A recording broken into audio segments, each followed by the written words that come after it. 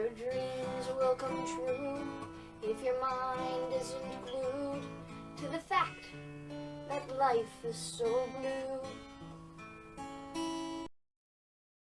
Hi there, it's Sandy and AnaLynne here, and welcome to the Sandy and Friends podcast. Today we're talking to Russell Hitchcock. Oh my god, AnaLynne. Oh my god, it's him. It's Russell. Welcome. How are you? I'm great. It's lovely to meet you both. I'm just getting over a bit of a cold, so if I sound funny, please forgive me. You sound fantastic. Good, thank you. I think she's a little starstruck. Right, well, you know, yeah. I am too. Really? I get starstruck, certainly. Really? By whom? Oh, a few names. I met, Led Zeppelin, of course, because you're a great, I met Robert Plant once, and that was, I couldn't speak kind of for a couple of minutes. Oh my gosh. Wow.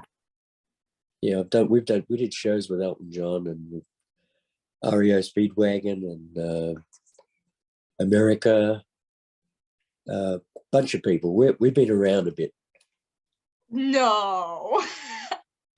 Wow, you just hit some of my favorite people of all time. I'm specifically interested in Air Supply and REO Speedwagon. Good. That's like, wow. I'm flattered. So I'm supposed to be asking questions or something, right? Yes, AnaLynne. Goodness. Okay, all right. So Russell, I'm gonna ask you something now. All right, do that. Yep. Okay, gonna do it. Yeah. Okay. So here's something that I ask all the artists that I talk to. I gotta know, how did your love of music begin? My love of music began, I was in a household full of it. My father was a singer, very good singer. My sister was a very good singer. My mother couldn't sing at all. She was very mad at everybody because she couldn't join in. So there was always music in the house, and I was really honored at the time. I didn't know it then, of course, because I was a kid, but I got to listen to Frank Sinatra and Tony Bennett and a whole bunch of great singers from the 50s, and that gave me a love of melody and harmony and good singing, and I listened to that stuff for a long time.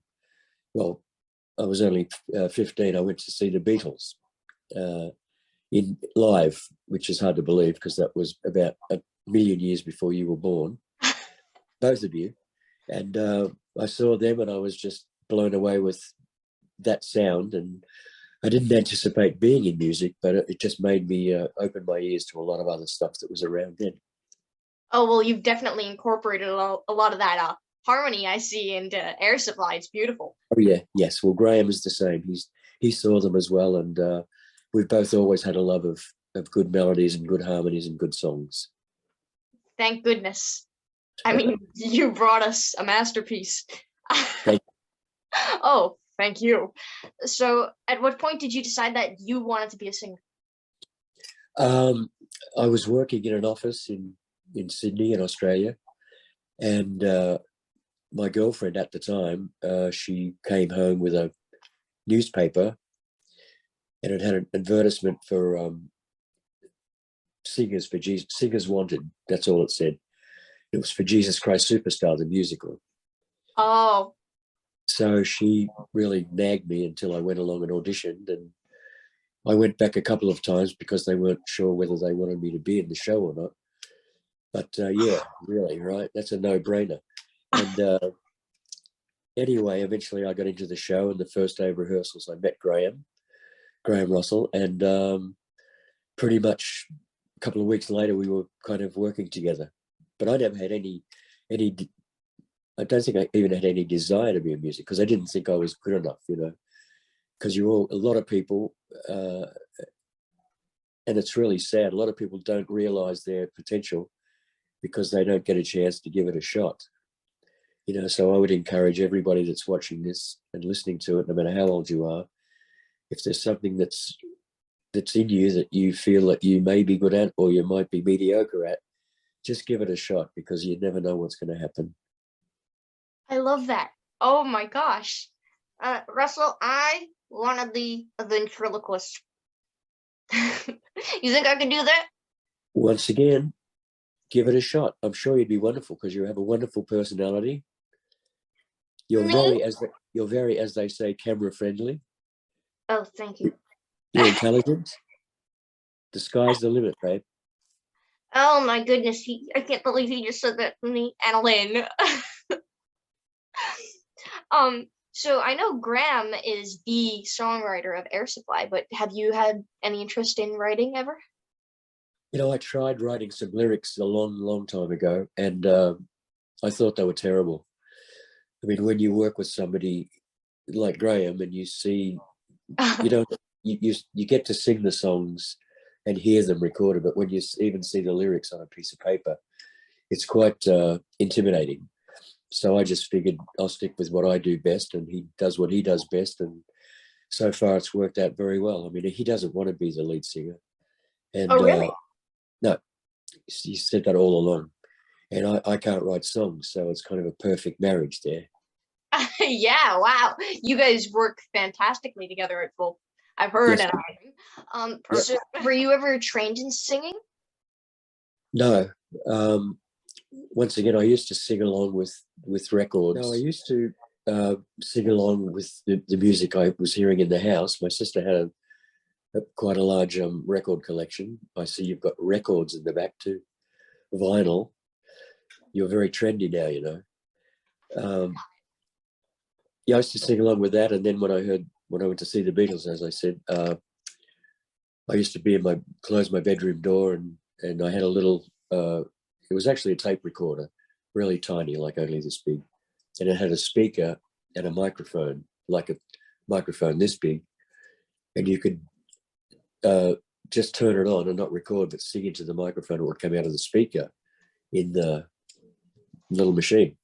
So I used to sing along with the Beatles and pretending I was Paul, and thought I was very groovy.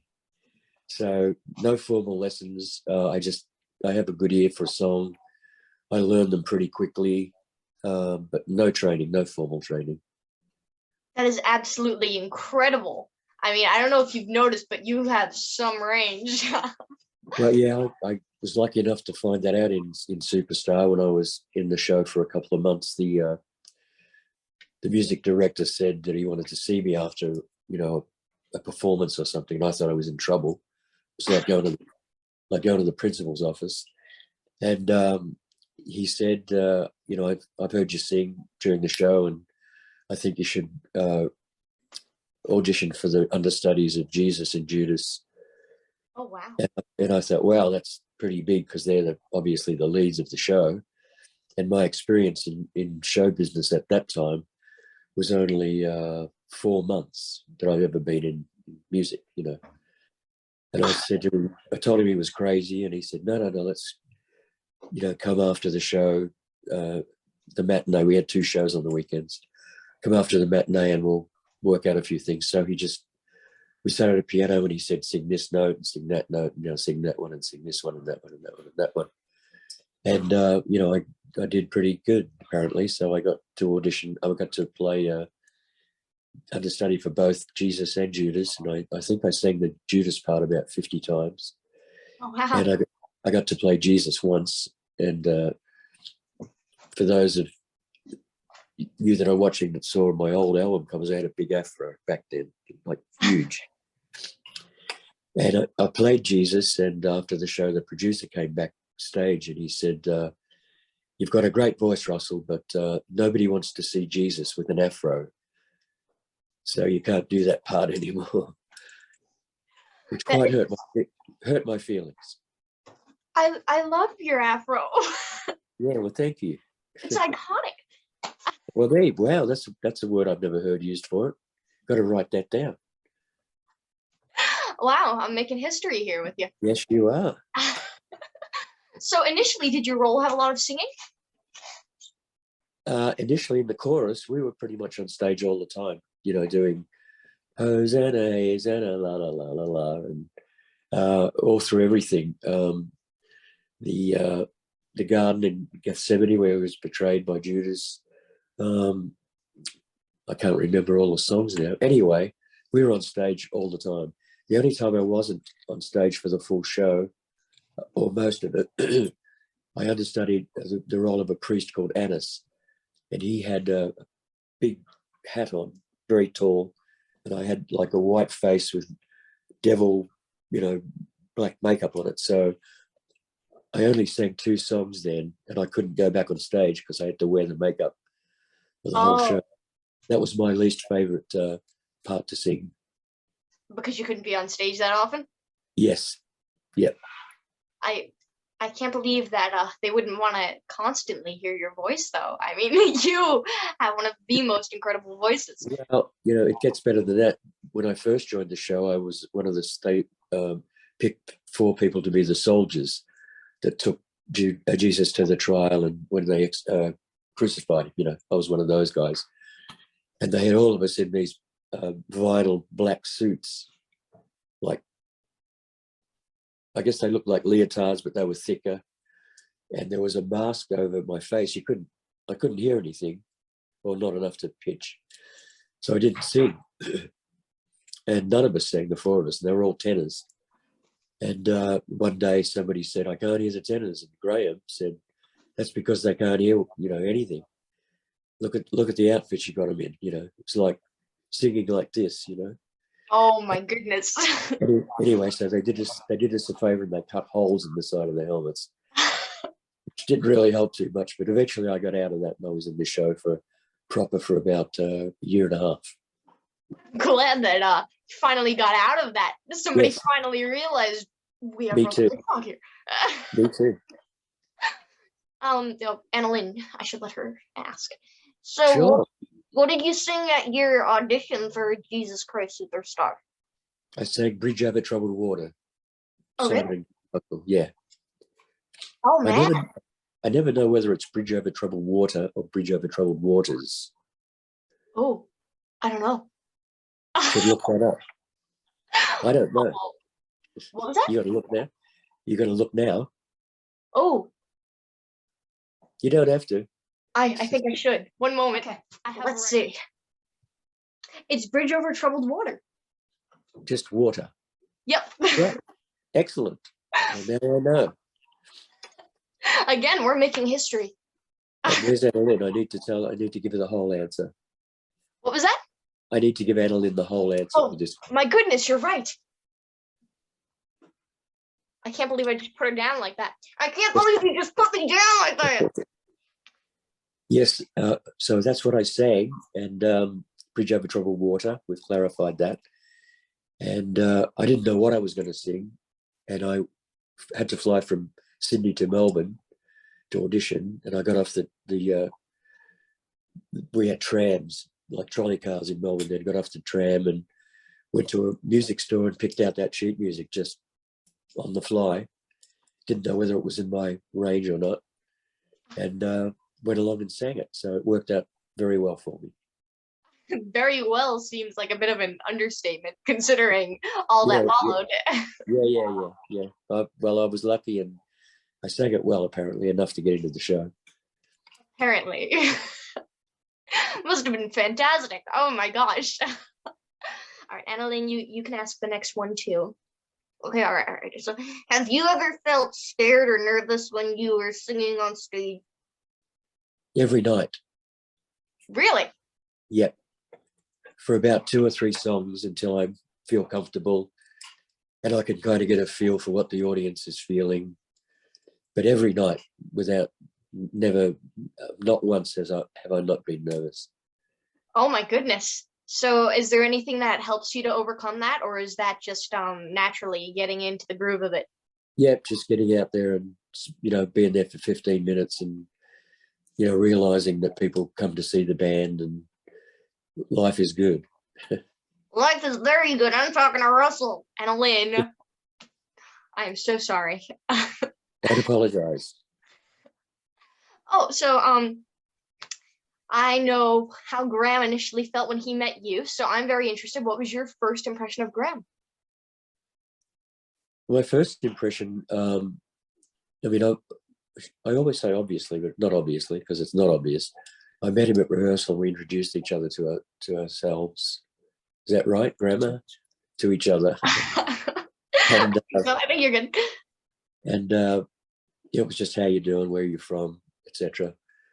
And the first things that we were doing in the chorus was these choreographed dance routines. And I can't dance, never could. Graham can't.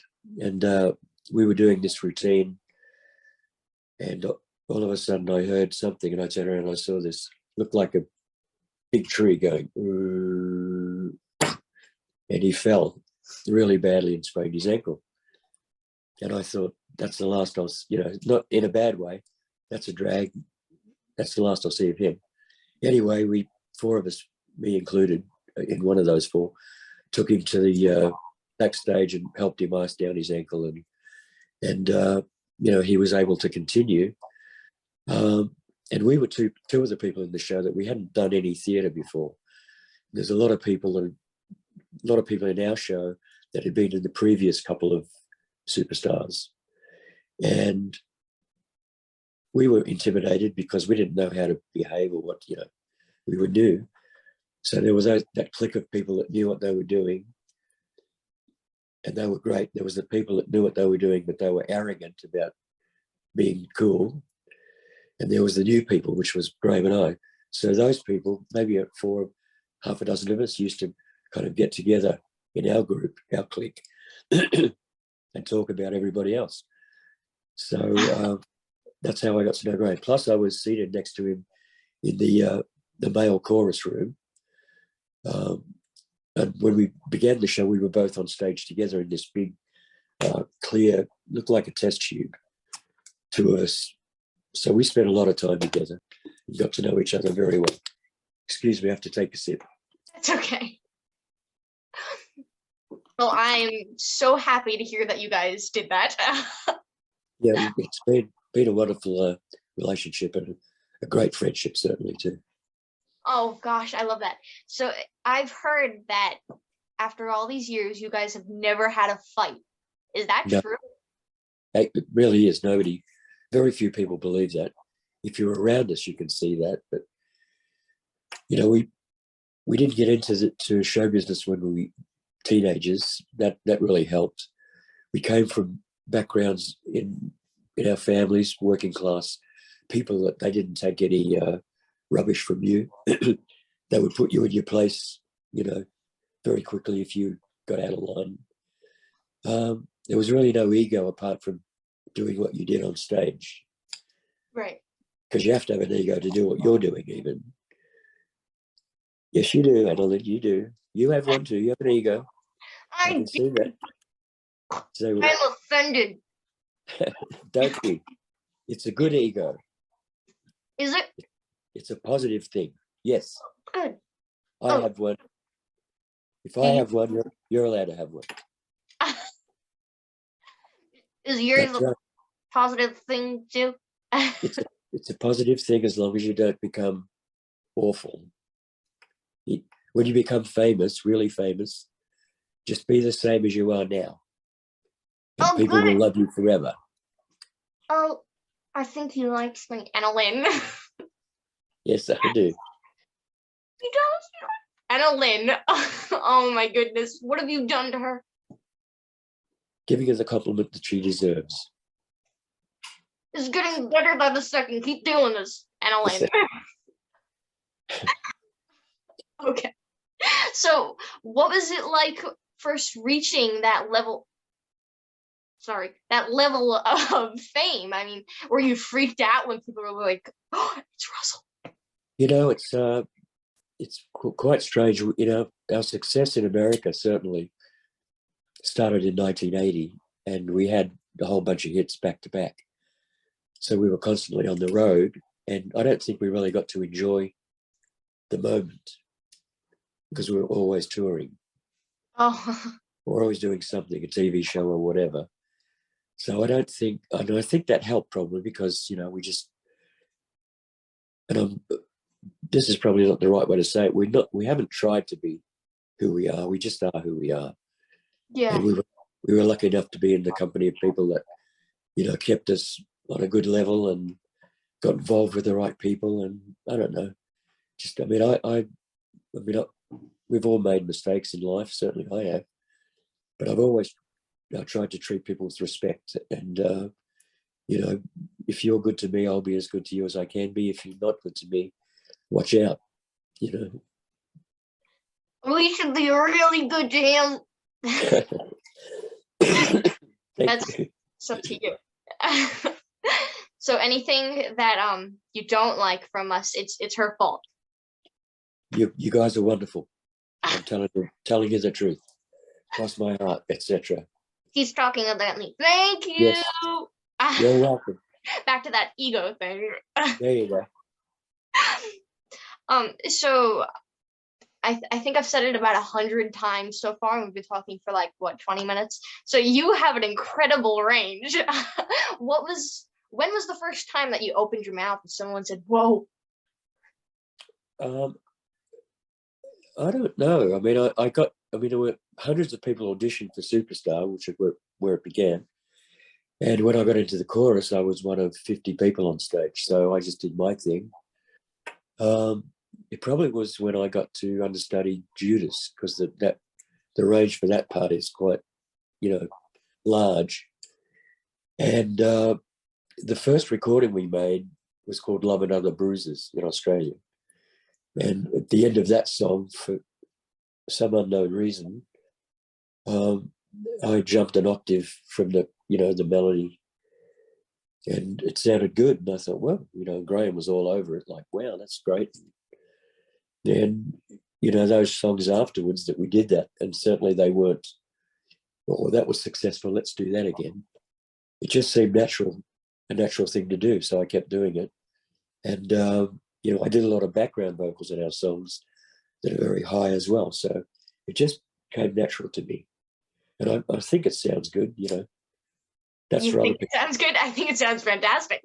That's for other people to judge before me. Oh, I can judge it. Trust me, thank it's you. pretty darn good. What's your Thank favorite you, Air Supply album? I don't really know.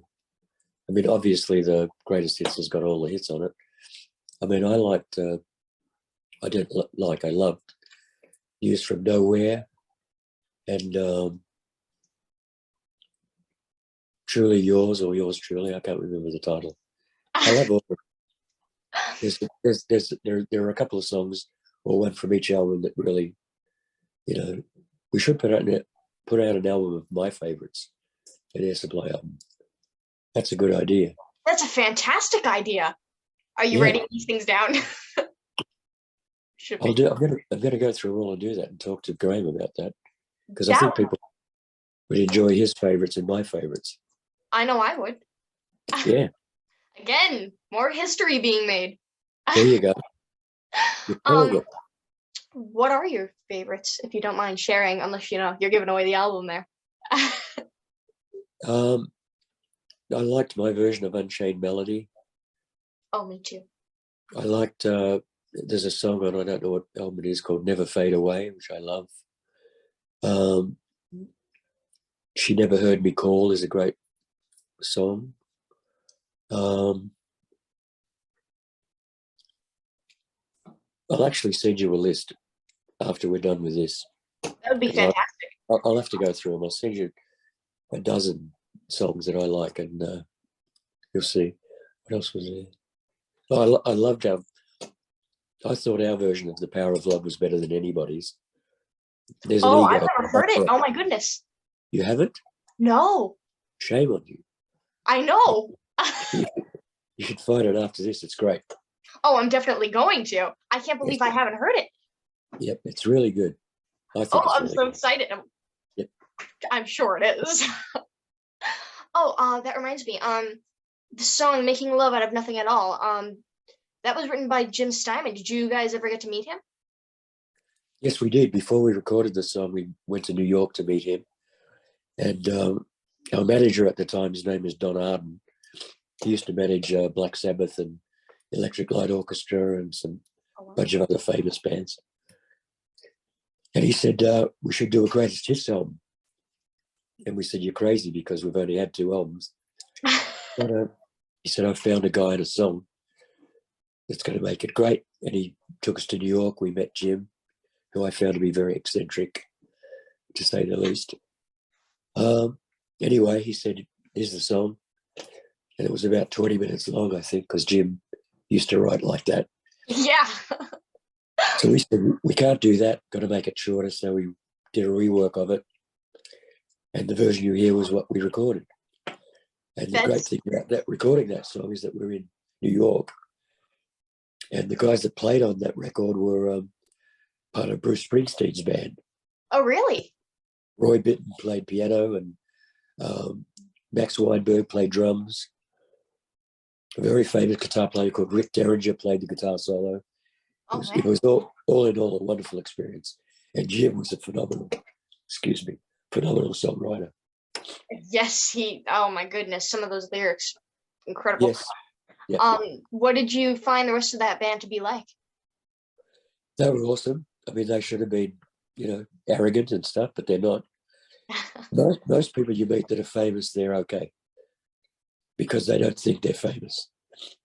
It's the people that think they're famous that are the worst people. Oh, I don't think I'm famous. I know AnaLynne. What?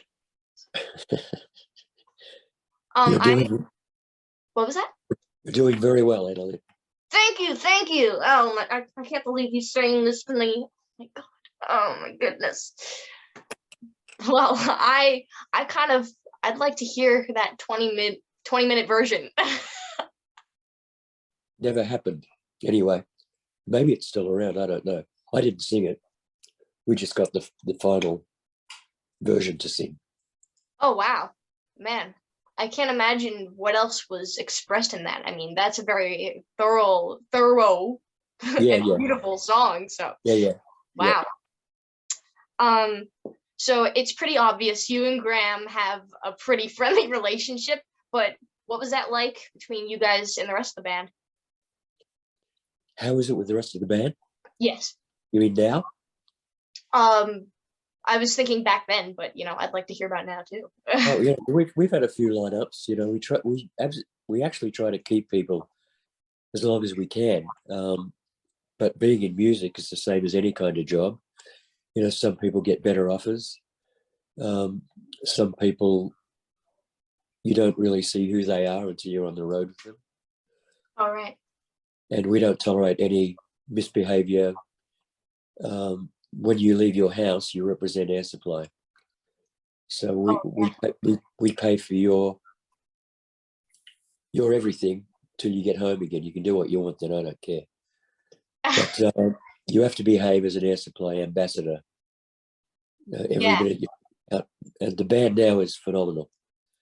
I think it's probably, with maybe a couple of exceptions, the best gelled band that we've ever had.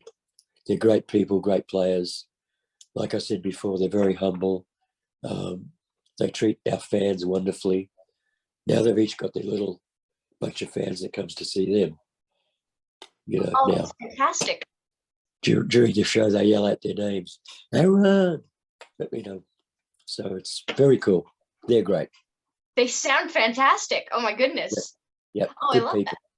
That. Do you still have anybody in the band that was initially in it in the 80s? No, just Graham and I. Okay. I think the longest guy's been with us is our guitarist. I think he's been with us for like 10 years. Oh, wow. But everybody else is between that, and we had to change drummers a couple of years ago because the drummer that left, he was a great guy, and he just said that he needed to move on and do some other things. So that happens, and some guys want more of the spotlight. They want too much money, whatever, But it's Graham and I, and we're lucky to have these guys around us, certainly. And I hope we don't lose any of these guys. I have to take a jug of water again. That's okay. But that's fantastic. Here, AnaLynne. So when you guys were touring in the 80s, I assume that you guys had children? We had children. Yeah. Yeah? Yeah, no, we didn't have them on the road, no. No, well, I didn't think on the road, but But we had kids. Yeah, they were at home. Yeah, oh, I so mean, what was it like touring with them growing up? it's hard on any family that has to tour and you have to leave your kids. Um, but uh, you try to do the best you can and make up for that lost time. And it's not until I have a daughter and she's 33 now, and she went through a period of being very resentful of me being away. And it wasn't until she was in her late teens, early 20s that she actually said to me, I appreciate what you had to do to give me what I have now. So thank you for that. And that was a beautiful thing to say to me. But it's hard on everybody being on the road. It's hard on spouses and family and friends, because we do 120, 130 shows a year still. So we're going a lot.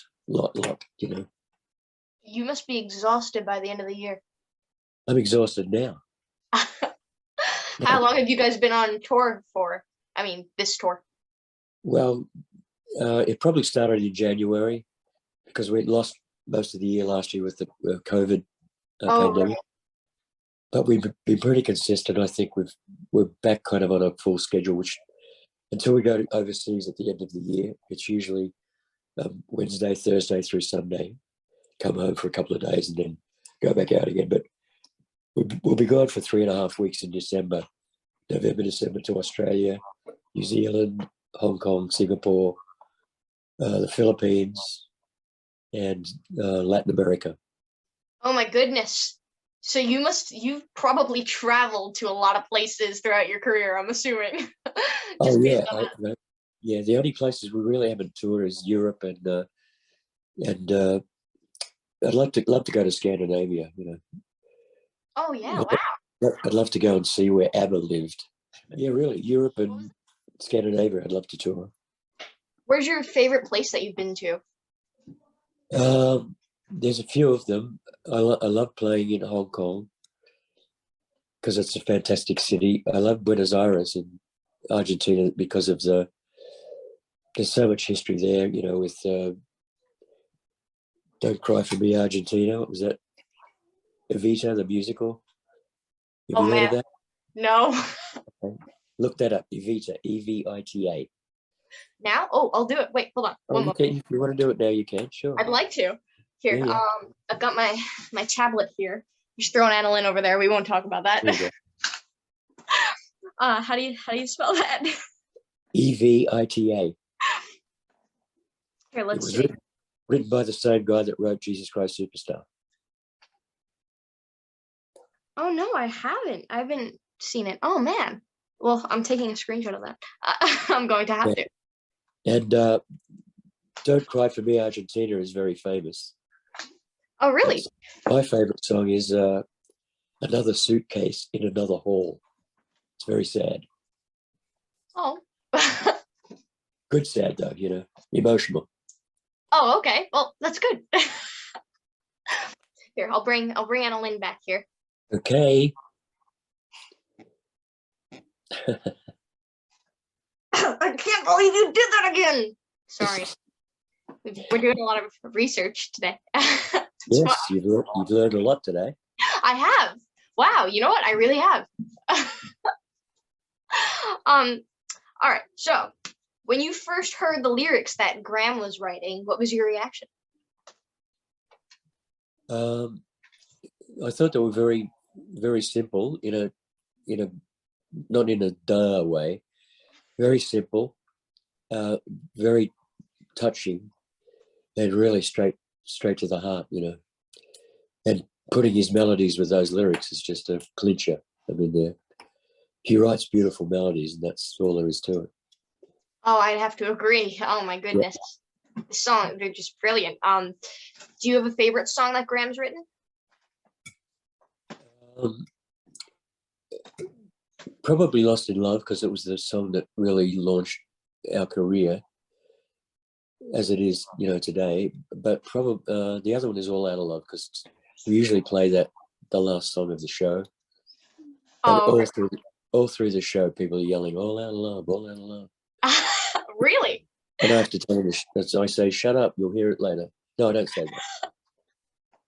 I usually say, stick around, folks. You know, so that's everybody's favorite. But those two songs probably are my favorites that Graham has written.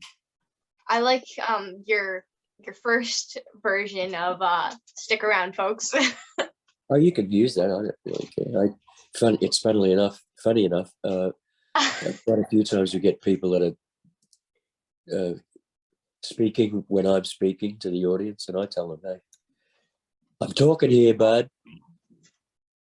All right. I'm gonna let AnaLynne ask this next question because I'm tripping on my words today. Okay. AnaLynne. All right. Okay. Oh, I got a good one. Okay. All right. What is it to you that makes a good song? Is it the accompaniment or the lyrics, or what do you think? I think it's both for me. I mean, I can't remember a favorite song that probably the melody gets me first, because you have to listen to it a few times to get the lyrics or look them up. So probably Right. the melody is the first thing, but the lyrics have to make sense to me too, and be, in my stratosphere, whatever that is. I mean, because I like, a lot of people are surprised to know that I love AC/DC. Really? And yeah, love them to death. And so that's not really romantic music, to say the least, but I love them.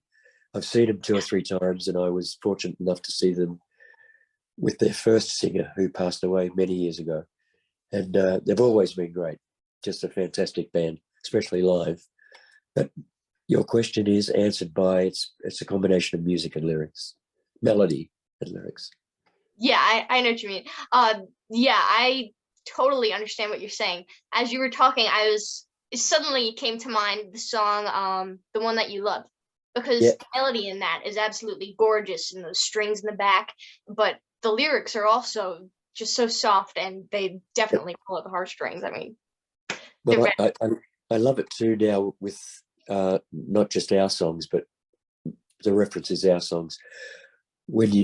If we're driving in the car or whatever, with nothing to do with music, and you hear the opening guitar intro to "All Out of Love," bang, that's it. The one that you love, that's it. Piano for "Making Love Out of Nothing at All," that's the song. So those things too are very. Once you learn the song, you love it. yeah, absolutely, it sticks with you, especially with you guys. Yes, when you hear those first few bars, it's always there. Absolutely. So when you decided to first pursue a singing career, what did your family think? Oh, they were very supportive. Yeah, extremely so. Because my dad used to be a singer and my sister sang. They would, when I got into Jesus Christ Superstar, they were thrilled. Plus, you won't get this because you're so young. The job I was working at when I got into Superstar, I was earning $50. When I got into Superstar, I earned $250 a week. Oh my gosh. So that was amazing. Not all my family, they were thrilled. My mother was one of 8 kids, and one of my aunties was there at the house when I said, I got the show. And my mother was jazzed, and my dad was thrilled, and my sister was yay. And my auntie said, "What if it doesn't last?" And I said, "Well, what if it does?" And I just thought, that's the kind of negativity I can't stand, What if it doesn't work? Well, what if it does work? And I wish she was alive now. I could say, yeah, it worked for 47 years. Well, I mean, I could see why. I mean, you're you. Yeah, hey. It is so lucky that you and Graham met up, because based on the conversations I've had with you both, you seem like such similar people and such positive people. So that's fantastic. Well, you have to be. I mean, no matter what happens in our career and personally, we've both been through some pitfalls, and you have to get up and get on with it. You know, nobody's going to do that for you except yourself. You've just got to find the right people to surround yourself with, and be involved with people that truly love you for who you are and not how much money you got or whatever. And Oh wow. you can't go wrong. Oh my gosh, I love that. And that shows that your family must be very warm people. Yeah, That's yeah. fantastic. They taught me how to be me. I love that so much. I got a see on Facebook the other day because I have a lot of tattoos and I have nail polish and earrings and stuff, you know. Oh yeah, look at that. Wow. And Oh wow, I love those. yeah, and this guy said, "Why don't you act your age and do something?" And I had the perfect answer. I said, "I don't know how to act my age. I've never been this age before." I love that. You should write that down too. Oh my goodness. Oh, book of quotes, it's coming. That's I've it's just you say so many notable things. Oh my goodness. So do you enjoy touring and traveling? I don't enjoy the travel too much anymore. I love performing. That's what I do. And that's what, you know, when I wake up on the road, that's the first thing I think of is the show that night. And, but, you know, I've been through it all as far as travel luxuries are concerned. And just the procedure to get, you know, anywhere now on a plane it's not bad. But we just did a rock and roll cruise. As a, for instance, I'll let you into that. It's called Rock and Romance. There was us and Foreigner and TCC and a couple, you know, some other bands. And we had to get tested before we got on the boat. We had to get tested when we got on the boat. We had to get tested before we got off the boat. We had to get tested when we got off the boat. Oh man.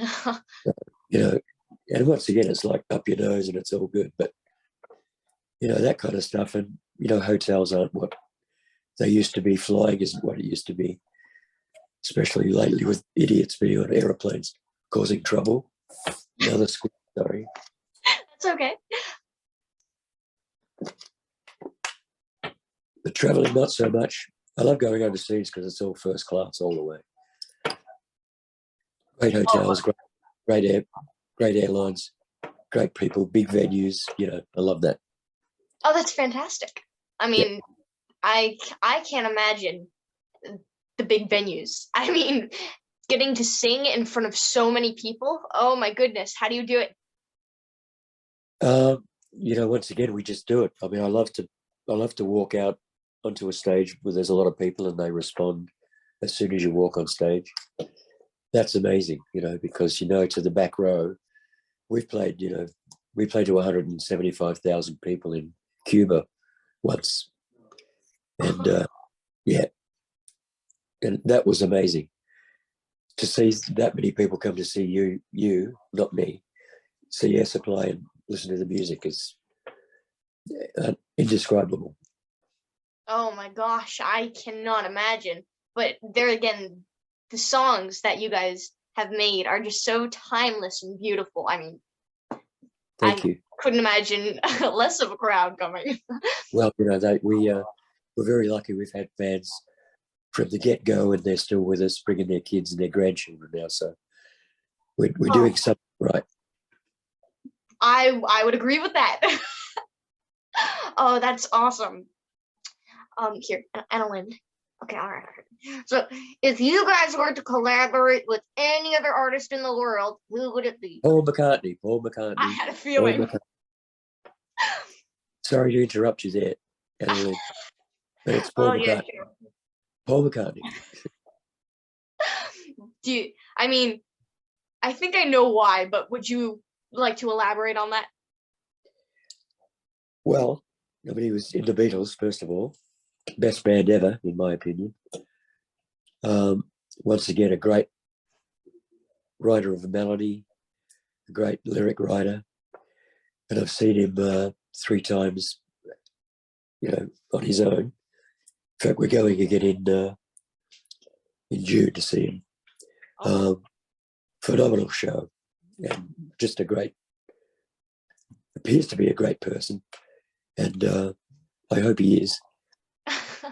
I'm sure he is, but yeah, he's the only guy I would love to work with, the only one. He is fantastic. Oh my goodness. And you know what? I would love to see you work with him.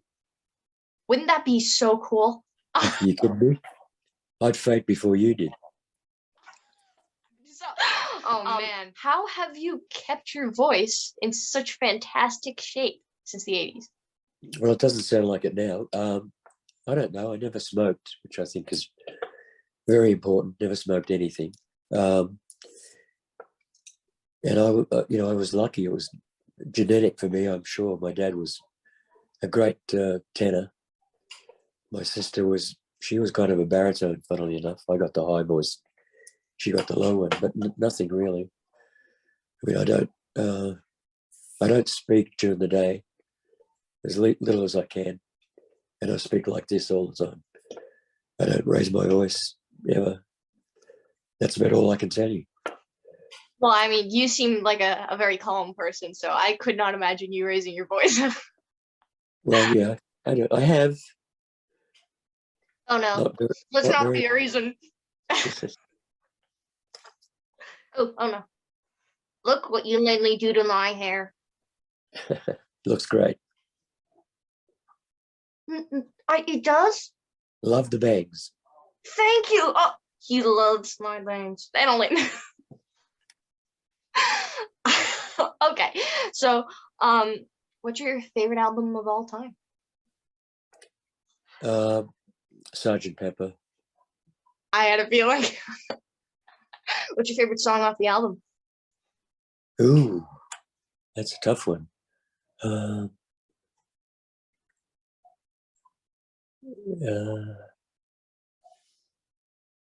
Tell me what they are, and I'll tell you. Here, I'd have to research it. Some more research. 1 moment. Okay. Okay. See if I can type one-handed, because I feel bad throwing AnaLynne. Yeah. Yeah, me too. Okay, all right. I've almost got it here. Okay.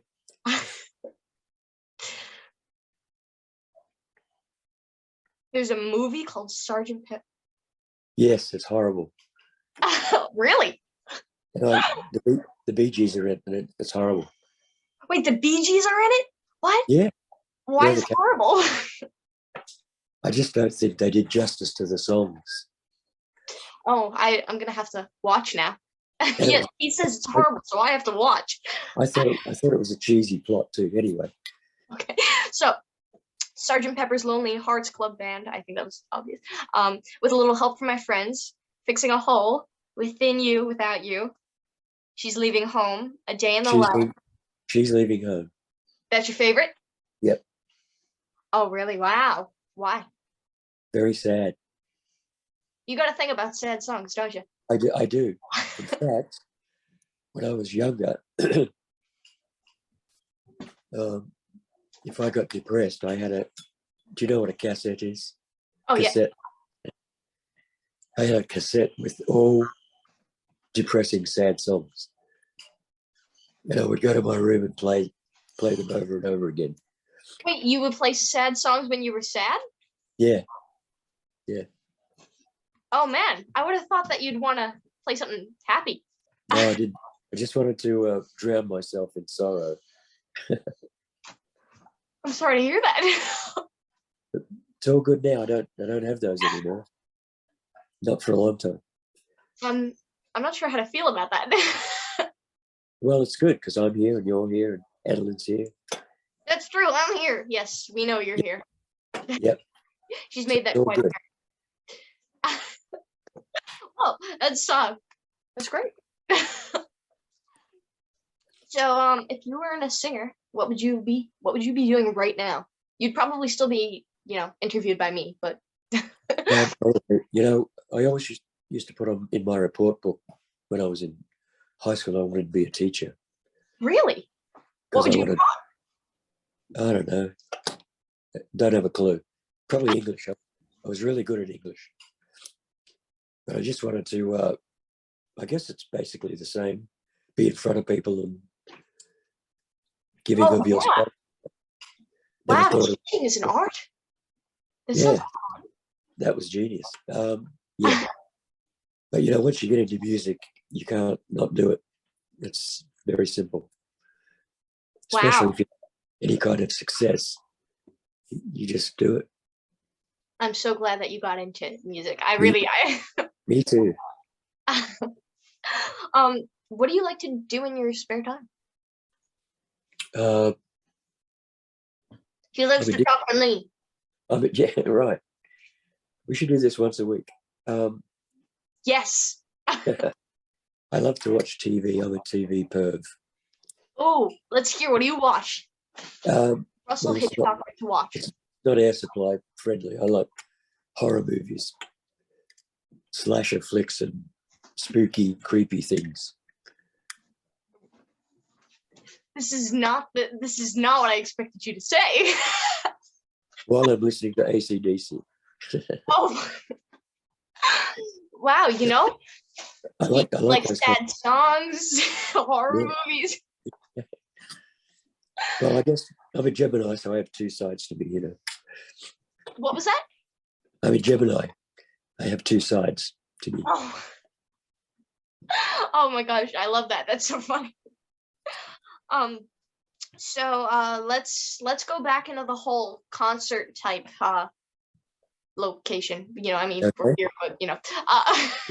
So what's an Air Supply concert like today? Do you play the same hits from the 80s? Yes, I mean, and we've had, as have quite a few acts that I know, people say we're tired of the old stuff. And I went to see, one of the times I went to see Paul McCartney, he played maybe off the bat 3 or 4 songs that I'd never heard before. Oh, really? And I was really disappointed, you know. If I want to see Paul McCartney, I want to hear Paul McCartney songs, Beatles songs.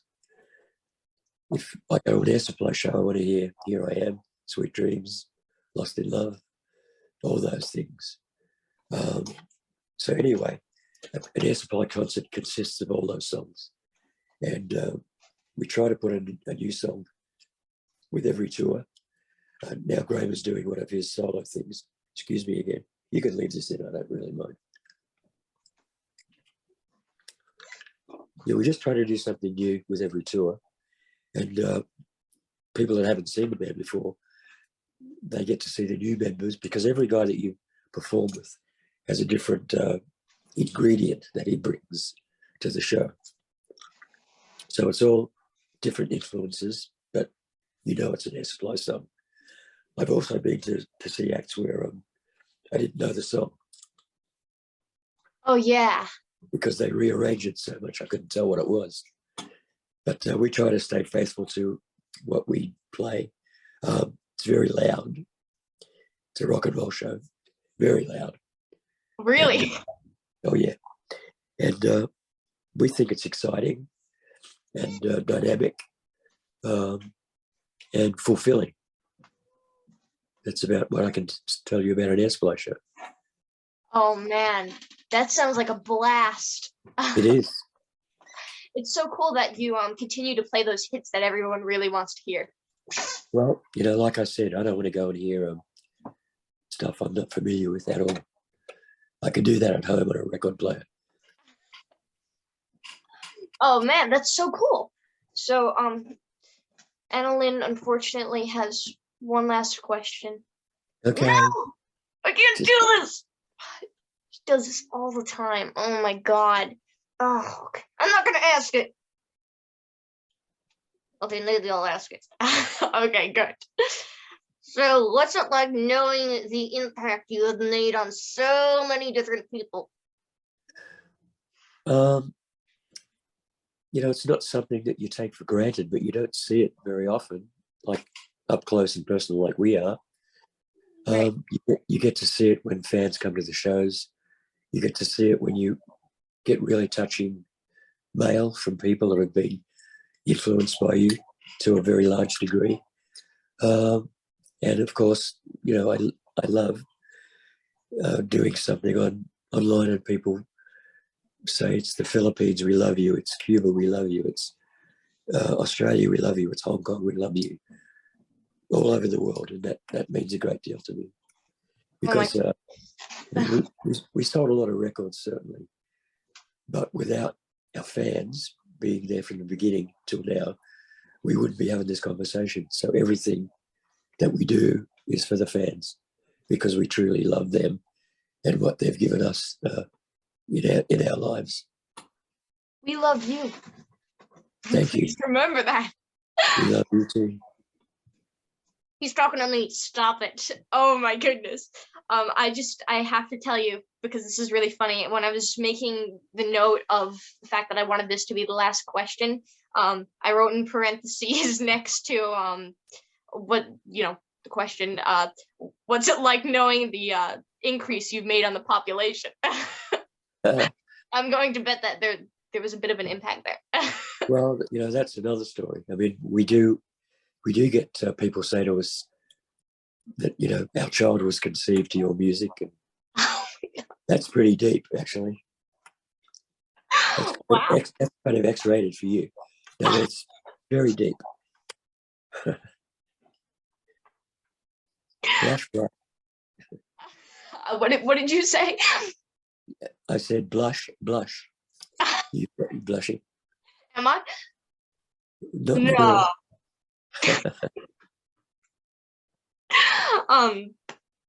No, but I'm sorry. I'm trying to catch my breath here. It's not working. But the fact that your music has traveled so far around the world and for so long really just says something about not only the lyrics and the music, but the people that you are. And it is greatly appreciated that you're still out there singing these songs. I mean, they're gorgeous. Well, thank you for all of that. And we can't think of stopping. Certainly, we never have. Good. And I enjoy every moment on stage and meeting people, certainly. And we'll keep going until we can't do it anymore. Just keep going forever. Yeah, that sounds like a great idea. I've seen videos of you on stage. I want to see you on stage, though. I've seen videos of you on stage, and you guys seem to just really enjoy being up there singing it, and it's greatly appreciated. We do. We have. I mean, what's the point doing something you don't like to do just for the money? No point. I wouldn't do it. I'd like the money, AnaLynne. Oh my goodness. Well, that's a good thing. That's a good thing, AnaLynne. Money is good. Yes, it is. It means more Air Supply records. Of course. That was a perfect thing to say. Thank you. Thank you. Well, yes, thank you so much for coming on here and chatting with us. This has been so much fun. Anytime. Trust me. Thank you so much. Just call Steve and set it up. This has been wonderful for me too. AnaLynne, you're a star, AnaLynne. Thank you. Oh, thank you. So, any words of wisdom you want to say before I stop the recording? Just be kind to each other and love each other. That's about it, really. That is absolutely perfect. Oh my goodness, I can't even think of anything to say back to that. That's just fantastic. Okay. So, to everyone out there watching, thank you so much, and we'll see you later. You shall. Love you guys.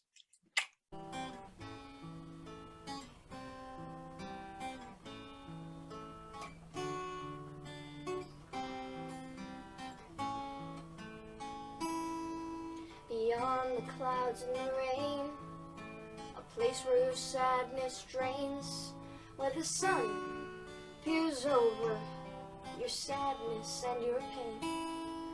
There is no gravity, yet within this cavity you make your own truth. Your dreams will come true if your mind isn't glued to the fact that life is so blue. Your dreams cannot stay if you don't repay yourself for making it through. The path to making your dreams come true.